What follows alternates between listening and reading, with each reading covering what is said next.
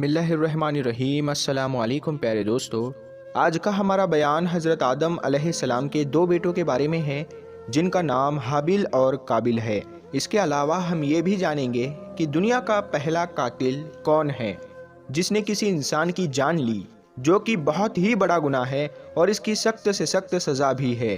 آپ سے گزارش ہے کہ اس واقعے کو آپ پورا ضرور دیکھیے گا۔ جب آدم علیہ السلام اور ماں حوا جنت سے نکالے گئے اور کئی سالوں تک اللہ کی بارگاہ میں توبہ کی، اور جب اللہ تعالیٰ نے ان کی توبہ قبول کر لی تو اللہ تعالیٰ کے حکم سے وہ پھر سے دنیا میں مل گئے اور مل کر رہنے لگے، تو پھر اولاد ہونے کا سلسلہ شروع ہوا۔ حضرت حوا کو جب جب حمل ہوتا تو دو جڑواں بچے یعنی ایک بیٹا اور ایک بیٹی ہی پیدا ہوتی۔ پہلے قابیل اور ان کی بہن اقلیمہ پیدا ہوئی، پھر حابیل اور ان کی بہن یہودا پیدا ہوئی۔ اس وقت اللہ تعالیٰ کے حکم سے حضرت آدم علیہ السلام نے جو شریعت بنائی تھی اس کے تحت ایک پیٹ کی لڑکی سے دوسرے پیٹ کے لڑکے کی شادی کر دی جاتی۔ چنانچہ ان دونوں بھائی بہنوں کو جو دو پیٹ سے تھے، حضرت آدم علیہ السلام نے شادی کرا دینے کا ارادہ کیا، لیکن قابیل نے باپ کا حکم ماننے سے انکار کر دیا اور جھگڑا شروع ہو گیا۔ حضرت آدم علیہ السلام نے اس جھگڑے کو نپٹانے کے لیے فیصلہ دیا کہ دونوں قربانی دے، جس کی قربانی قبول ہوگی اقلیمہ اس کے نکاح میں جائے گی۔ تو پیارے دوستو، اس زمانے میں قربانی دینے کا طریقہ یہ تھا کہ جو دو آدمی آپس میں جھگڑتے تھے وہ دونوں اپنی اپنی قربانی پہاڑ پر رکھتے تھے۔ آسمان سے بے دھوئے کی آگ آتی تھی اور حق جس کی طرف ہوتا تھا یعنی جو سچا ہوتا تھا اس کی قربانی کو قبول کر لیتی تھی۔ جب دونوں بھائی یعنی حابیل اور قابیل اس فیصلے پر راضی ہو گئے تو حابیل نے ایک موٹا سا مینڈھا اپنے گلے میں سے جدا کیا اور قابیل ایک ٹوکرا گیہوں کا لے جا کر رکھ آئے۔ خدا کی قدرت سے ایک آگ آسمان سے آئی۔ قابیل کی قربانی پر اس نے کوئی توجہ نہ دی، جبکہ حابیل کی قربانی کی طرف گئی اور اسے قبول کر لیا۔ حابیل کی قربانی کا قبول ہونا ہی تھا کہ قابیل کے من میں کپٹ اور بیر بڑھ گیا۔ اس نے حابیل کو دھمکی دی کہ میں تجھے جان سے مار دوں گا۔ تو حابیل نے کہا، اس میں میری کیا غلطی ہے؟ میں تو حق پر ہوں، میں تو سچا ہوں۔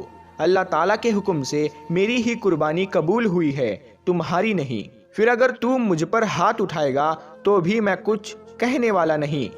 پھر پتھر دل قابیل نے موقع دیکھ کر مظلوم حابیل کے سر پر شیطان کے بہکاوے میں آ کر ایسا پتھر مارا کہ بیچارہ بھائی شہید ہو گیا۔ قابیل نے یہ بہت بڑا گناہ کیا تھا۔ قابیل حابیل کی لاش کو کچھ دنوں اٹھائے لیے پھرتا تھا، کیونکہ اب اس کی سمجھ میں نہیں آ رہا تھا کہ اس لاش کا کیا کروں اور لوگوں کی نظروں سے اسے کیسے چھپاؤں۔ ایک دن اللہ تعالیٰ کا حکم ایسا ہوا کہ پریشان حال قابیل کی نظروں کے سامنے دو کوے آ کر لڑنے لگے، یہاں تک کہ ایک کوے نے دوسرے کو مار ڈالا۔ مارنے کے بعد اپنے پنجوں سے زمین کھودی اور مرے ہوئے کوے کو اس میں گاڑ کر پنجوں سے مٹی برابر کر دی۔ قابیل اپنی آنکھوں سے یہ منظر دیکھ رہا تھا۔ وہ سوچنے لگا، میں شاید کوے سے بھی گیا گزرا ہوں کہ اپنے بھائی کی لاش کو کندھے پر لیے لیے پھرتا ہو اور اسے چھپا نہیں پاتا ہو۔ پھر اس نے زمین کھودی اور اپنے بھائی کی لاش کو گاڑ دیا۔ قابیل کے اس جرم کا حال حضرت آدم علیہ السلام کو معلوم ہوا۔ اللہ کے حکم سے انہوں نے سزا سنائی کہ قابیل کو بھائی کا خون بہانے کے جرم میں پھانسی دے دی جائے۔ تو قابیل ڈر کی وجہ سے یمن کی طرف بھاگ گیا۔ وہاں جا کر اس نے ایک اللہ کی عبادت کرنے کے بجائے آگ کی پوجا شروع کر دی، یعنی جو انگار کی پوجا کرتے ہیں۔ تو قابیل ایسے ہی انگار کی پوجا کرنا شروع کر دیا۔ حضرت آدم ہمیشہ کعبہ شریف حج کے لیے جایا کرتے تھے۔ ایک بار عرفات پہاڑ پر سوئے۔ اللہ تعالیٰ نے ان کی پیٹھ سے تمام اولاد کو جو قیامت تک پیدا ہوگی ان میں سے بھلوں کو یعنی اچھے لوگوں کو سیدھی طرف اور برے لوگوں کو الٹی طرف یعنی بائیں طرف ڈال دیا۔ ان سب کو حکم الہی ہوا، کیا میں تمہارا رب نہیں ہوں؟ سب نے کہا، ہاں تو ہی ہمارا رب ہے۔ اللہ تعالیٰ نے ان کے اس اقرار پر فرشتوں کی گواہی لکھی اور اسے حجر اسود میں امانت رکھی۔ اسی لیے حضرت علی رضی اللہ تعالیٰ عنہ سے روایت ہے کہ جو کوئی حج کرے گا تو حجر اسود اس کی گواہی دے گا۔ جب حضرت آدم علیہ السلام کی اولاد کثرت سے یعنی بڑھتی گئی تو اللہ کے دربار میں عرض کیا، اے اللہ، یہ بڑھتی مخلوق دنیا میں کہاں سمائے گی؟ تو اللہ تعالیٰ کی طرف سے ارشاد ہوا، یہ ٹھیک ہے کہ دنیا میں نہیں سمائے گی، اسی لیے میں اپنی قدرت سے کچھ ہی کو زمین پر رکھوں گا، بہت سے تو مرنے کے بعد زمین میں دفن ہو جائیں گے، کچھ کو باپوں کی پیٹھ میں رکھوں گا اور کچھ کو ماؤں کے پیٹ میں جگا دوں گا۔ حدیث میں آیا ہے کہ اپنی نسل میں سے ایک جوان پر جو سیدھے ہاتھ پر تھا، جب حضرت آدم علیہ السلام کی نظر پڑی تو دیکھا کہ وہ تو ہے جو بہت خوبصورت ہے لیکن روتا چلا جا رہا تھا۔ حضرت آدم علیہ السلام نے جبرائیل علیہ السلام سے پوچھا کہ یہ کون ہے؟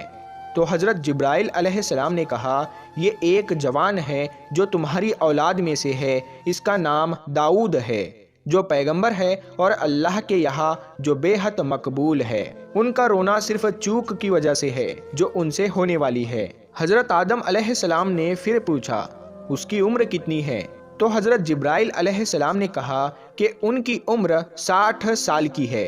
تو حضرت آدم علیہ السلام نے قبلے کی طرف منہ کر کے دعا کی، اے اللہ، میری عمر تو نے 1000 سال مقرر کی ہے، 40 سال میری عمر میں سے اس شخص کو دے دے، یعنی اس نوجوان کو دے دے۔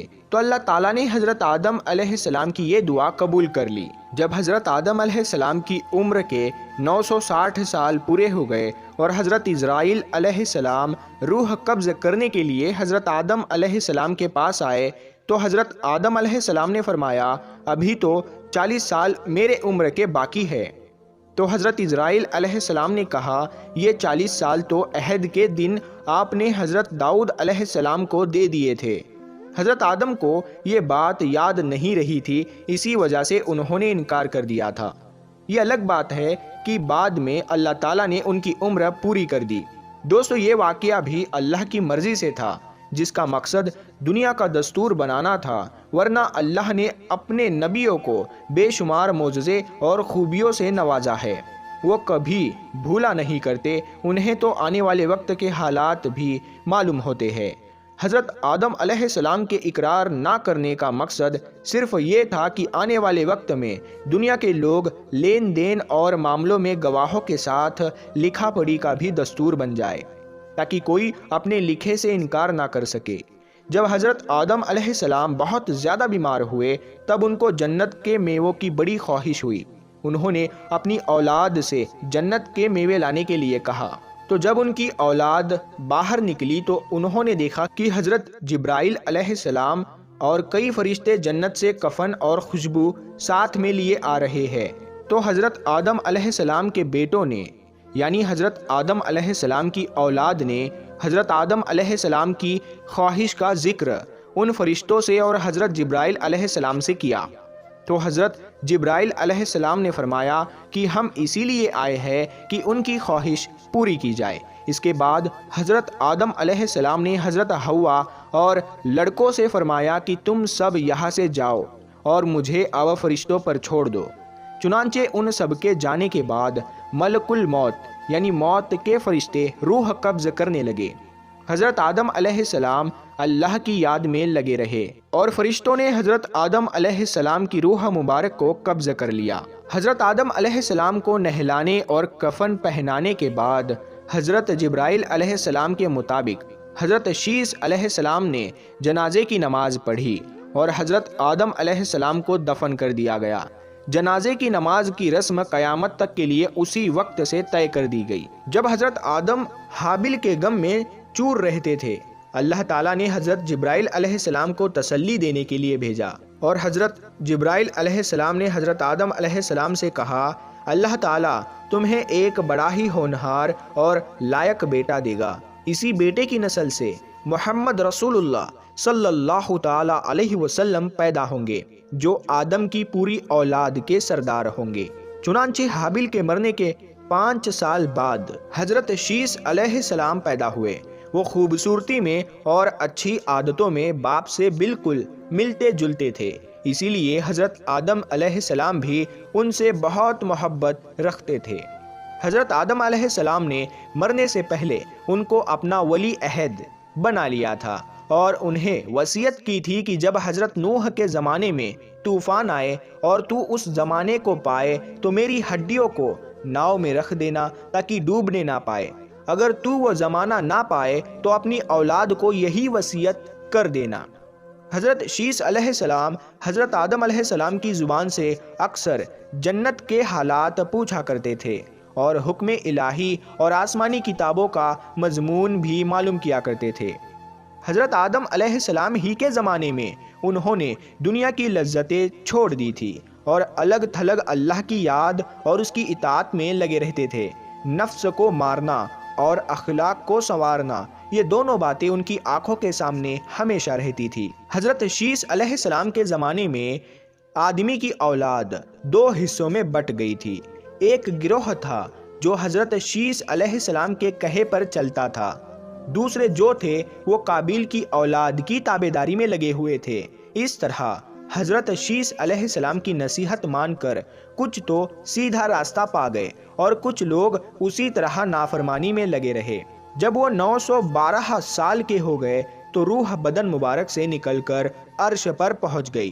پیارے دوستو، حضرت شیس علیہ السلام کی کچھ بہترین نصیحتیں اس طرح ہے جو ہم آپ کو آگے بتائیں گے۔ حضرت شیس علیہ السلام کی نصیحت یہ ہے کہ سچا مومن وہ ہے جو خدا کو پہچانتا ہو، بھلے برے میں فرق کرتا ہو، وقت کے نیک بادشاہ کا حکم پورا کرتا ہو، ماں باپ کا حق پہچانتا ہو اور ان کی خدمت کرتا ہو، رشتے ناتے کے تعلق کو جوڑتا ہو، اپنوں سے نیکی اور محبت سے پیش آتا ہو، غصے میں حد سے زیادہ نہ بڑھتا ہو، محتاجوں اور مسکینوں کو صدقہ دیتا ہو، ان پر دیا کرتا ہو، گناہوں سے بچتا ہو، مصیبتوں میں صبر کرتا ہو اور اللہ کی نعمت پا کر اس کا شکر ادا کرتا ہو۔ پیارے دوستو، تو یہ تھے حضرت شیس علیہ السلام کی کچھ نصیحتیں، اور آج کا واقعہ تھا حضرت آدم علیہ السلام کے بیٹے حابیل اور قابیل کا، اور آپ کو پتہ چل گیا ہوگا کہ دنیا میں پہلا قتل کس نے کیا۔ تو ہمیں آپ کمنٹ کر کے ضرور بتائیے گا، دنیا میں پہلا قتل حابیل نے کیا تھا یا قابیل نے کیا تھا۔ تو ہم ملتے ہیں پھر ایک نئی ویڈیو کے ساتھ میں، تب تک کے لیے السلام علیکم ورحمۃ اللہ وبرکاتہ۔